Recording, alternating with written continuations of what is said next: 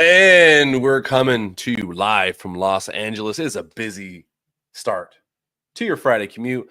Temperatures are mild. I-405 northbound is backed up. There is a crash in the commuter lane as you're heading past Sherman Oaks. I am your host, Big Tuna, but I'm only one of your hosts. Part of that traffic jam and part of the rock star that's causing such a pileup on the freeway, people clamoring to see this man, the other host of the show, Sheriff Joe Baggs. What's up, dog? Yeah, it's a good thing that everybody did the pre-orders of the tickets. Otherwise, it was just going to be a bad time at the ticket stand as well. So, you're heading the right direction. It's not too late. Happy to have you here, man. What's up, dude?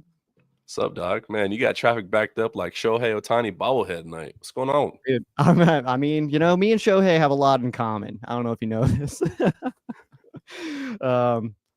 The list goes on. I don't have time to get into all the comparisons. Me and Aaron Donald as well, actually. Yeah, just so you know. Man, it is a beautiful Friday, and we're in the middle of the offseason where we are you're either scrapping for content because your team is boring and has nothing going on and not signing free agents, or your team is doing a lot of crazy stuff and saying a lot of crazy things. There's a lot of rumors, news, and quotes coming out of the annual meetings. And I do want to play a little game with you at some point today that we're going to do. Who said it? Dude, okay. I absolutely love this because there has been some wild comments being made at these meetings from some owners where you're like, hey, man, be who you can afford to be. It's kind of how it feels in some of these instances here. We'll get into that game here in just a moment, man. I want to open with I have a conspiracy theory, and this does involve the Matthew Stafford contract. Okay. There's a lot of comments being made right now. There's a lot of conversations being made. Why do we not have this Matthew Stafford contract? Well, let me tell you something here, Tunes. I think that this Rams team and this Rams front office and this Rams ownership and an entire organization is pulling a big brain move right now, okay? Because our most hated division rival is currently in conversations with their quarterback regarding a contract extension.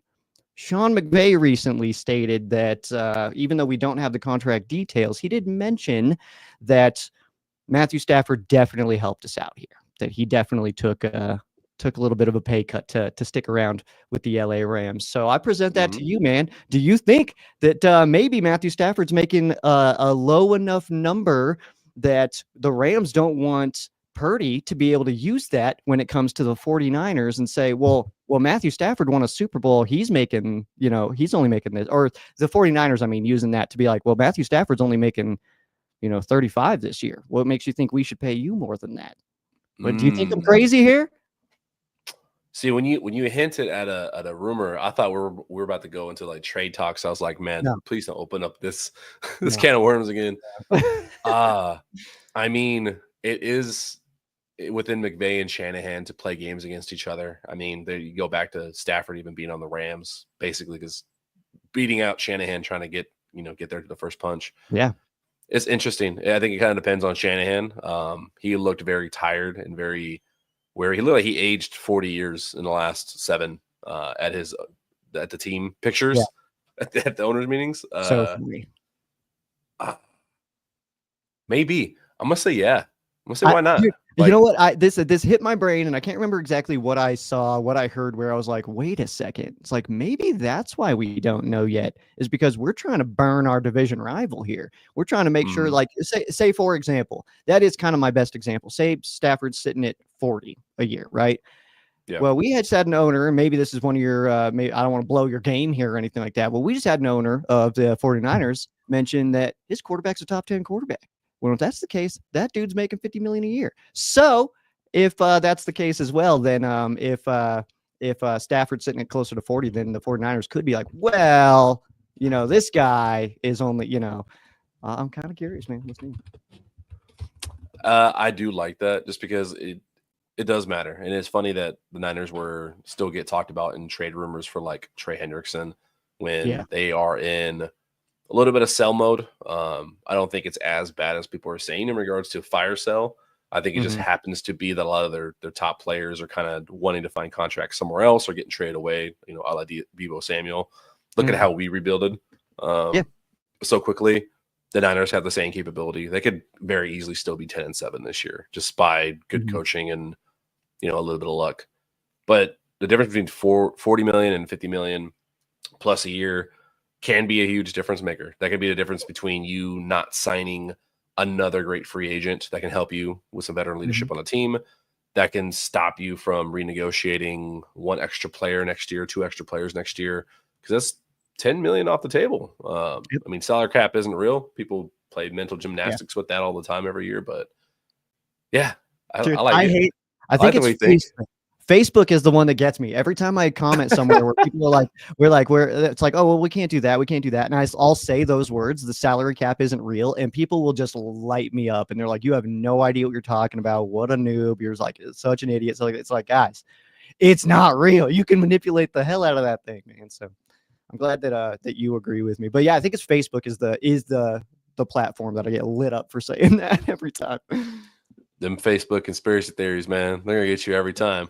Maybe maybe I'm spending too much time there. Maybe I'm starting to fall down that rabbit hole, dude.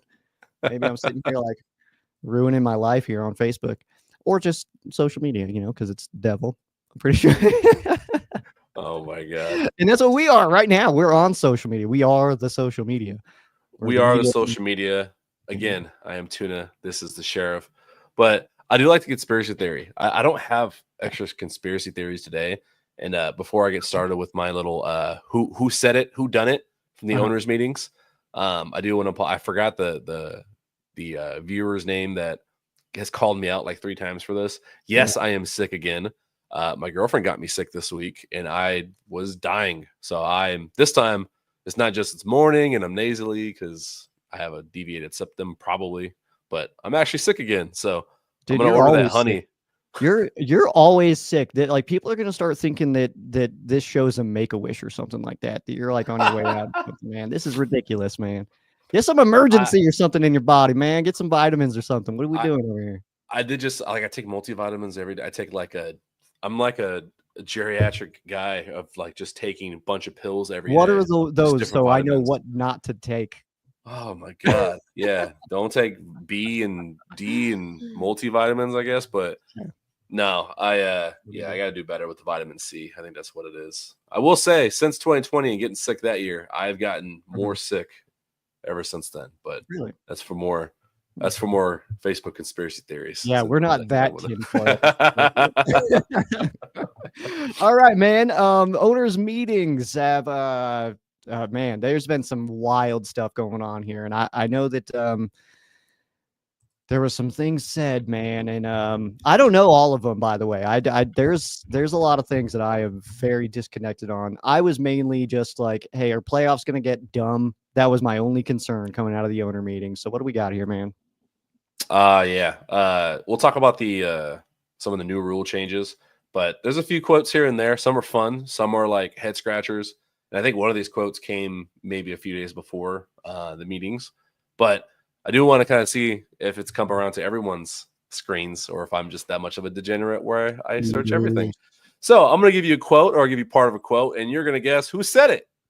All right. Then we'll talk about it. Am I just going with the like what team this is coming out of or what? You can give me team, you can give me owner. Bonus points All for right, getting the exact person's name, first and last name, but you get done. points just for being handsome. All right. First one, the quote is I say it every year. This is my favorite time. We are undefeated. Who said it? Oh man, I'm gonna be so mad when I don't know this one, man, because I know it. It's a bad team. It's a historically bad team. I'll tell you that. That's not Woody Johnson, is it? No, he's on this list, but that's not him. Dang Think it. of another owner with a terrible haircut. Oh, Mark Davis. Ding Or ding ding ding yeah, that's ding. gotta Mark be yeah, Davis. that's man, I should have known that one, man. Yeah, that's such a Davis quote. Dang it. Yeah, Mark Davis. It hurts and it's funny at the same time if you're a Raiders fan because they are just scratching at anything. They got Pete Carroll, they got Geno Smith. I do hope that they are good. I feel What bad for dude, our that's Los Angeles brothers. It's wild, man. The Pete Carroll and Geno Smith combo is not a bad combo whatsoever, No. but easily the fourth best in that division. It's so funny, dude. Hey, fourth is one away from bronze, baby. That's crazy, man. Yeah. Wild. All right. I got another fun one. I think this All right. is my you know what? I'll save this one for last. Okay. We'll do this one. This one's a little bit longer. I'm gonna pick and choose, and it's more I just want to talk about it. Okay. This owner talking about a Oh, did I lose your tunes? certain defensive player Oh, said oh, he's happy at. hold on. Start over. You cut out there for a minute. Oh, are we back? You're back. You're fuzzy, but you're back. Okay. Sorry. All right. This owner, I'm talking about a certain star player that was looking for a new contract, said, I think he should be happy at certain rates that maybe he doesn't think he'd be happy at. I think some of it is on him to be happy at some point. And if he's not, that's what holds it up sometimes. That's such a wild comment. And one of those that as you first see it, you're like, that's gotta be out of context. And then you read it and you're like, nope. Like, sure isn't. That's exactly what she meant. Dang. And I don't actually know first and last name here, but I do know that this is the owner of the Cincinnati Bengals. Talking about Hendrickson actually, and that he needs to be happy with the amount of money he's making. Wild comment, dude. Ding, ding, ding. That is Cincinnati Bengals. Her official title is Executive Vice President Katie Blackburn, made Tuesday regarding his contract situation and what he should be happy with in terms of an offer. That is from the Dayton Daily News that I'm getting that source from. So, yeah, that is imagine Les Snead coming out and talking about the Matthew Stafford or Cooper Kupp during that time and saying, hey, you know what? This is on them. They need to be happy with what they're being offered. And if not, they can kick rocks. That is. Dude, I always go smaller scale and think about if my boss said that to me. It's like, well, guess whose last day it is? Peace. I've never, I get it. Like I know that's I think high level negotiating. That might be a tactic of just calling people out. Like I don't know how that world works, but I think there's some level of respect due, and this just goes back to tie into there's a Bengals fan on Blue Sky that we were kind of going back and forth in a friendly rapport that it's all really more blown out smoke and blown out of proportion how bad the Bengals organization is when getting contracts done. And I'm just like, dude, when stuff like this happens, it's really hard for me to agree with you. Like, wild. Yeah, that's tough, man. Any comment like that regarding money is always just going to be viewed very, very negatively, though. Does she have another quote on this list before you move on? Because there was another one that came out that I think is getting overblown. Ooh, no, I only have 3. My third one is a one that you already named. Okay, yeah, and excuse me, her comment that I think is being overblown is the one where she kind of commented on the lease status of the Bengals and kind of commented in there and kind of just threw it in like, oh yeah, we could technically go anywhere next year. And I think that people are like, what? The Bengals are moving? And it's like, no. It's like, that's just kind of a comment of like, yeah, we technically could. Like, yeah, I could just drive at 200 miles an hour when I'm on my way to Denver today. I'm not gonna, you know what I mean? So that's another one where it's like, yeah, you're not going anywhere. Like maybe they'll move a city over, but also nobody thought the Niners would move out of San Francisco. But here we are in Santa Clara, which is true, further than people realize. But yeah, that's neither here which nor is there. so funny to me. Yeah, I love it. My third quote is my favorite one. It kind of gives it away because it names a player, but I just want to talk about how hilarious it is, and it ties back into other quotes and situations that happened during last season. This owner said, I think Justin Fields is going to be a total winner for us. He's going to be the starter, as you found out. I've been impressed with him since his college days. It was he or Trevor Lawrence. Who said it? Oh man. Well, that's the easy one now. I kind of love it though. You know what? I love it. I love the owner coming out and be like, you know what? This is the guy we've got. I've got his back, dude. Let's go. Like I'm The here for it. all right. Here's the funny part that I don't think a lot of people are realizing. So it was Woody Johnson to the Jets. Yeah. Him saying it was either here or Trevor Lawrence is hilarious because one, in that draft, they had the second pick. Yeah. Trevor Lawrence was gone. They didn't pick Justin Fields. They drafted Zach Wilson. They drafted Zach Wilson right after. Like, so no, it wasn't him or Justin Fields. It was they picked that is amazing. It's like, dude, okay, hold on. It's like you know what you did, right? Like it's like I do kind of love it, man. the level. Like, do they just talk without thinking? Like, is that what happens when you have a lot of money? Like, you don't have to think anymore. You can just say whatever you want. Is that what happens? Yeah. Of course. That's my dream. I'm just trying to make so much money that I can just say the most unhinged thing on Ram Showcase every single week. That's it, dude. Dude, it's so hilarious. Like, there's so yeah, be happy. Like, I love Justin Fields. I wanted him in Los Angeles learning behind Matthew Stafford. Like, I was one of those crazy people who wanted that.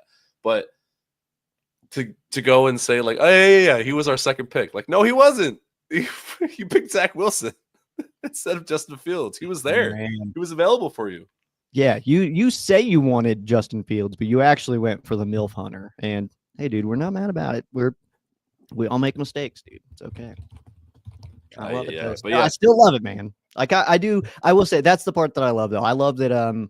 It's like, you know what? Whoever we've got, I got their back. Like that's our guy. Whatever. That is my game for you. And yes, you got to back up your guy. Say whatever you got to say, but. That's all I got. The only other big thing was, I mean, we can move into his rule changes. The tush push is still allowed.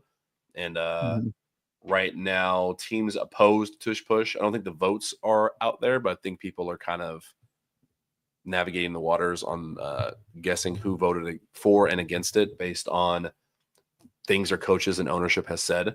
I know Sean McVay came out and said that he doesn't like the optics of it. It doesn't look like a football play. Yeah. So people are assuming that McVay and Snead were pushed for Kroenke to vote against it. Any thoughts on that? Because I think it was completely split. It was 16 versus 16. So it's tabled for now. Yeah. I don't know how I feel about that. I definitely understand the comment of like, well, if you don't like it, then stop it kind of thing. But it's like, what a cheap comment to say. Like, that's such a weak thing to say. Cause it's like extra points were too easy. And like, that was never the comment. It was never like, well, then block it, dude. Like, what are you doing? Like, but we'll start learning, like that was never the thing. It was just like, no, that's just kind of a layup of a play, and that's not good. And then I absolutely 100% my whole stance on it is kind of what Sean McVay said. I think it is wildly boring. And realistically, if you look at how teams have been able to do it, they could only do that the whole way down the field. And at that point, then what do we do? You know what I mean? Like I don't know. Because that would be the thing that I think would ban it, is if a team was just like, all right, one drive, all we're doing is running it. Like, kind of like how the Lions did to us in overtime, you know what I mean? But like, just we're just going all the way down, and good luck stopping this kind of thing. And I don't like the aspect of you can't push your defenders now on like block attempts, how that was just always the thing. Like, if you were the middle linebacker, your hands are on two different guys' cheeks here, and as soon as that ball snapped, you're shoving them into the center soul. You know what I mean? And so if we can't do that, then why can we do it on the other side? Just doesn't make sense to me. That's a great point. That's actually what I was going to say. That maybe not banning it. I think just evening the playing field, just letting the other side of the ball do similar things to be able to, like you said, push the defender. Because now that's a I don't know if it's a automatic first down or what it is, but yeah, if you push one of your defensive linemen into, like, usually happens on PATs, you can't do it anymore. I know it's really weird with the rules on the center. Like, you can't touch them, but you can if certain things happen. Can't jump over them anymore. Like, let that stuff happen. Like, yeah, you can jump over a defender. Why not? Or a blocker. Dude, But Saquon's hurdling people backwards here, but we can't jump over an offensive lineman. Like, come on now. Like, what are we doing? It's like, and especially like when, do you remember when Bates, what was his first name? Darren Bates, linebacker for the Rams. Was it? I was talking about Jesse Bates. It was like when he did it against the Seahawks, and then it was like mm. that was the same season that the Seahawks started doing it, and then everybody was like, "Look at the Seahawks! Look at this crazy play!" And it's like, "Yo, man, just because we only have 12 people watching every one of our games is like we've been doing this though, man. Bates was killing it, man. It was so sick." So, yeah. It's a weird one though, because it doesn't like that one doesn't cause injury, so it's like, what are we doing then? You know, like I get like if you're jumping them and you kick them right in the neck, you know what I mean? And then like the maybe's like, hey, I shouldn't have done that, you know. But if you clear them, no harm, no foul. You know, it is a. I don't like the timing of the vote. I think the vote for this should have came the first few times at the first year the Eagles were really doing this, like when Jason Kelce was still there. Mm-hmm. Because then it'd be like, okay, hey, obviously this is something new. This is a new trend. Is this like get ahead of it? NFL, they're so reactionary. Like that's one issue I have with them. But I do agree. I think it was Florio, which I don't usually like things that he says, but he had a good point where it does seem like this is more about sour grapes of, because we can't stop it, let's get rid of it, than it is about safety or optics, things like that. So I think the timing of it is making for a poor argument. But another trend that I have a huge issue with, man, is the NFL being the no fun league, like through and through, no fun league. The fact that they came out and said that they are going to double down on sportsmanship, which basically means they're probably going to, I wouldn't be surprised if they're not going to allow like team coordinated dances anymore, like the Vikings were doing. Dude, if they do that, then people will fight because you can't give an award away at the NFL honors for best celebration and then ban celebrations. What the hell are we doing out here? That's the optics that I think looks terrible. It's like you're out here like giving out awards, Seahawks best celebration, and then all of a sudden it's like, oh, actually, don't do that ever again. Like, oh yes, they can. I will argue 1,000% yes, they can, because they'll flag Tyreek Hill for a backflip and taking the camera from one of the guys. They will flag people up and down and then find them, but then use those celebrations in commercials and advertisements to come watch the game. Oh, and then right after, hey, this ad is brought to you by DraftKings. Like, come get $10 free when you gamble with the NFL. So that's my issue with it. Like, you want to talk about sportsmanship? I think it's really, really tone deaf by the no fun league, man. I don't know. It's like, that goes back to it's like they when they were taking out big hits, and then you turn on ESPN and it's all he got jacked up, and then they're like, don't do that though. Actually, it's so tone deaf. So like funny, it's man. so stupid. I kind of love it. I think it's hilarious, actually. So stupid. I'm trying to see what else came out of the Owners League. What else you got? What else you got for us? The one that I was a little surprised at was the onside kick, not getting changes. So, oh yeah, they wanted to allow it any time as long as you were down, and that got tabled. But I feel like in the most recent NFL game, a team got very burned by that, and I think that, especially on that stage, it's like they weren't even allowed to try, and it's like, come on, guys, like the Chiefs were getting absolutely smoked and weren't even allowed to try to get the ball back.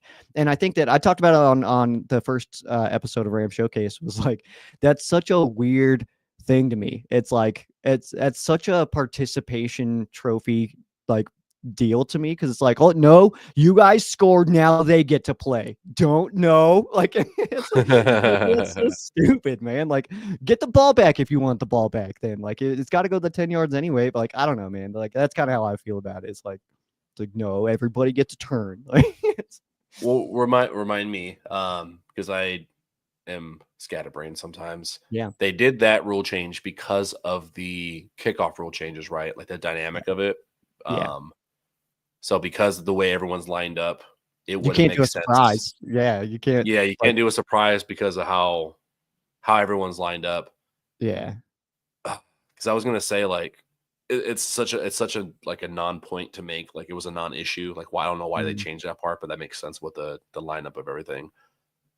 I don't know, man. Like I don't know. I'm torn on it because I kind of do like the new kickoff. Like I actually enjoy it. I get it. I don't hate it with the safety. I think we see a buttload of more returns this year too, with touchbacks now being changed to the 35, which is crazy, dude. You only need to go 65% of the way to get a touchdown now. If like that's nuts to me, man. So I think that's another point. They screwed that one up. I don't think they needed to change that. I think it was easy. Why don't you just move the kicker back like 10 yards or 5 yards? There you go. Yeah.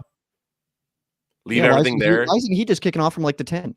Let's do that. Like move like you don't have to change the touchback. You don't have to change the onside kick. If you move the kicker back 5 yards, it fixes everything because now the ball has to go 15 yards rather than 10. The defense now has that extra 5 yards to see what's going on. So you can do surprise onside kicks because they have more time to react. True. And then the touchbacks are a non-issue because the kicker is back further. Like it's less chance that he's going to even get a touchback. So we have Ethan Evans and Josh Carty that so touchbacks can go from anywhere. So it doesn't matter, man. Yeah, if you got it, Evans is gonna hit the ISS, dude. He's gonna Starlink is gonna get destroyed someday from Ethan Evans, man. It's gonna be awesome.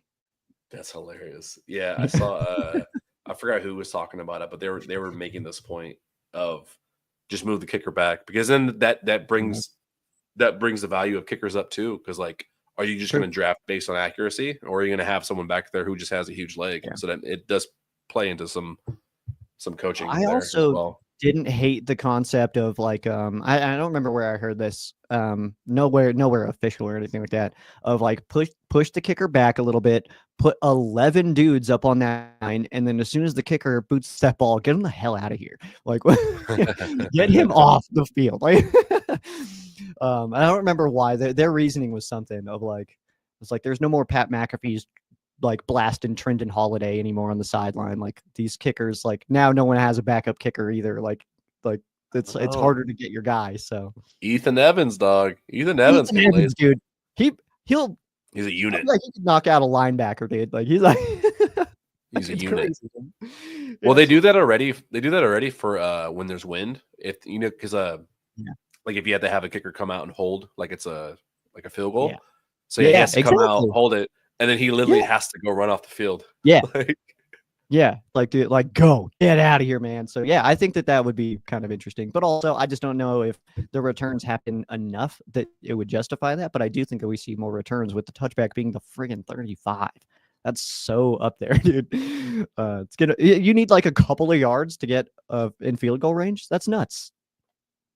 Yeah, and that's just one rule change impacts everything else because then now all I'm thinking about is defensive penalties and how hard it is for defense now and how we're going to even that playing field. Everything just always seems to be in offense's favor.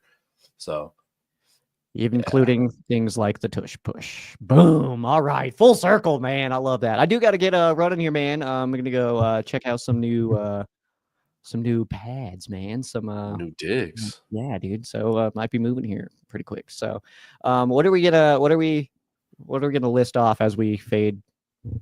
Random running backs. Ooh, okay. I'm gonna start with Isaiah Peed. Matt Asiata. Ooh. Give me Daryl Richardson. I'm gonna go same era.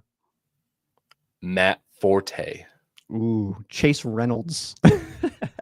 My favorite running back name of all time from my childhood, Cadillac Williams. Ooh, dude, I loved when he came over to the Rams. Speaking, you know what? Same offseason, dude. Give me Jarius